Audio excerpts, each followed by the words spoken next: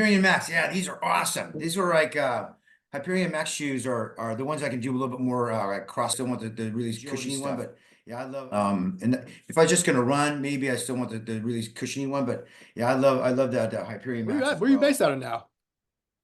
I don't know. It's been a circus. I had to relocate to do Mayor Kingstown in Pittsburgh since the beginning of the year. All right. I'm out here doing a press tour for it and for Brooks simultaneously. And I'm gonna go back to LA to write a book. Just because I have nothing to do in my life. Right. So what do you do in your downtime then? What's your There's no such thing. first question I did want to ask you though was ever since the accident, ever since all the rehab, everything, have you developed a new skill that you got really good at, or have you gotten better at anything since than you were before? I got better at sleeping. I think I got better at better, I guess, wellness, and it's better at spending time on myself. I was terrible at that before. I think I got better at receiving goodness and love. I got better at that for sure. I think there's a lot of gifts that were bestowed because of the accident. I think I got better at joy. I got joy. Joy is just it's really quite easy, and I think that's about it. I mean, there's a long laundry list of things, dude, that I've gotten better at, but I have to get better at moving. I have to get better at and progress at in my physical aptitude. You know, look, my vision in my eye, the eyeball that came out of my head, that got better, right? How about that? I think I'll find that even like my body's half metal or a quarter of it's metal, but I'll there's limitations to certain things, but I still feel like I'm stronger and faster, like the $6 million man or something. I don't know what it is, but I just feel better. How did running get into the equation? How did you Running, yeah, running. Well, yeah, I'm running better. I'm actually running. I was never so they told me I was never going to run again, and or even walk, where I was going to walk funny because I had a lot of too many injuries to, at least they thought that wasn't going to happen, and I'm glad to prove them wrong. And in the recovery, there was always these milestones and always things that I would always try to work towards, and I would share that on social media.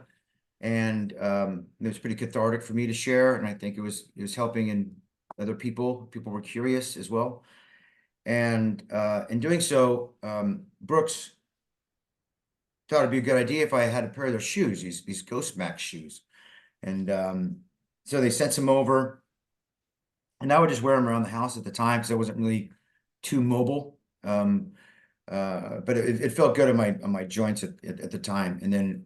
When I was working out, I started working out on like around October-ish or so, and I decided to put them on and try running without any assistance, because I did an assisted sort of treadmill to be able to do any movement before, and in doing so, and with these shoes, I just able to skip down my driveway, and then I sprinted back up, and it's every time I tell a story, I get pretty emotional, because it's something that I didn't plan on doing, right? Nobody planned on it ever happening for me. And I only in reflection really feel how much hope that it gave me that day. And it's something I posted, and it's something that became pretty popular, and even with Brooks as well, and seeing how what a great moment that was. And from being in a place 10 months ago where I was on my deathbed and never being told I'd walk, I was sprinting up my driveway, in their shoes, right? And so a few months later, they were putting together this Let's Run There campaign and asked if I wanted to be a part of it. And the campaign ended up being pretty congruent with my recovery, my attitude in recovery. I don't know what came first, the chicken or the egg on this one, and it doesn't matter. But it's congruent and it's beautiful, and they've been a wonderful ally, a shoulder to lean on, a shoe to slip in, and it's a great tool for me to be able to have them at my side and still continue to get better and really progress and, make real progress. How many pair of Brooks you own right now? I don't know, but now I can move into a different shoe now. I can kind of upgrade. I don't know if it's more professional running shoe, but it's the less cushiony one. I don't know what it's called. Hyperion Max. Yeah, these are awesome. These are like Hyperion Max shoes are the ones I can do a little bit more like CrossFit and real more agility stuff. And if I was just gonna run, maybe I still want the really cushiony one, but yeah, I love that Hyperion Max as well. That's what I feel like I don't know if it's upgrading or downgrading, but whatever, they know this world. I just know what feels good for what I'm doing. So look, and I tell them like when I start to get this, I hope they make sprinting shoes with the spikes and the whole thing. I hope they make those because I'm trying to work towards that. Well, we say that the defining moment in saying that little run up the hill, was that the moment that said, you know what, this whole rehab recovery isn't going to be as daunting or as impossible as people are telling me it was going to be? Well, it was just one of those big milestones, and I had many of them. Just sitting up was a great milestone, right? Or just moving my arm at all, right? So there's been a lot of like moments for me to kind of pause and be like, wow, good job. We could now move forward. But that one was the first time I've had one in a while, and certainly never anticipated I'd be running. Right? I never even tried. And so it was just I was really surprised that any of that kind of happened, So to me, it was just, kind of, yes, a big beacon of hope for me. It was because it was 10 months anniversary since the accident, and I felt, again, only looking back, I can really feel how powerful of a time that was for me. Now, were you a runner beforehand, or What's that? were you a runner beforehand? Did you do any type of running? No, I mean, typically I would do more like sprint guy. I'm a more sprinter is what I did like in high school and that type of thing. I never ran distance. Like I'd run a mile or two. That's my idea of like, long distance running. I don't think my body's built for it.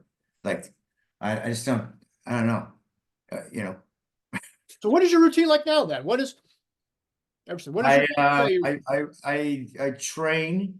I gotta activate every muscle in my body, every joint in my body. It feels good to press weight as much as I can. Build support around the joints, muscles around the joints is very important. I had a lot of atrophy in muscles from being bedridden and in a wheelchair and all these type of things, right? So in every joint I have has been broken. So there's a lot of the bone repair is the easy part. It's all the ligaments and the tendons and all that stuff that don't get a lot of blood flow. So I press a lot of weight through these joints to get blood flow and heal these things without getting too much information. This is the kind of the life that it is. But it's good. I get in there and I can push weight and lift weight and try to stay pretty balanced within my body. And then typically I go do a run up and down hills just to keep that movement, because I have to retrain my brain how to move proper in a run and move proper even in a walk. Up and down hill is really important. Sometimes I'll go on grass to get the instability of the ground, and it's a constant thing, and I do it every day. Whether it be physically, spiritually, mentally, is there anything now you no longer take for granted that you may have done beforehand?